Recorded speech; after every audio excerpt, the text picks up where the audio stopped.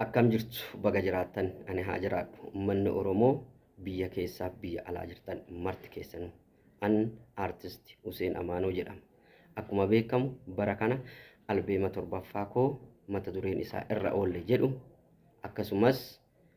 turtii waggaa 33ffaa aartii keessa ture kabajachuudhaaf bifa addaatiin qophii koo xumuree jira. Guyyaan isaa bitootessa 20 bara 2018 bulchiinsa magaalaa Bishooftuu hoteelaa fi reezoortii Shananitti. Kanaafuu abbootiin qabeenyaa mootummaanis artistoonni keenyas jaalattoonni muuziqaa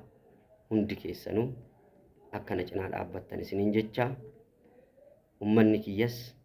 kan biyya keessaas jirtan kan dhiyoo jirtan dhuftanii akkana jajjabeessitan kan biyya fagoo jirtan immoo yaadaanis humna qabdaniinis akkana cinaa dhaabbattanii haamilee naaf taatan isiniin jecha an dhaamsa guddoon isinii dabarsu an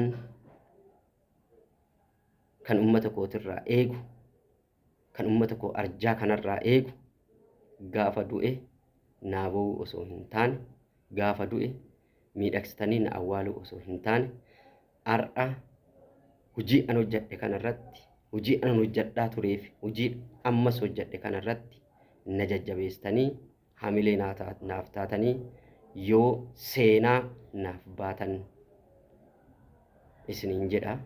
Naa jiraadhaa horaa bulaa deebanaa ijji gaariin wal nu agartuu akkanarraa hin hamne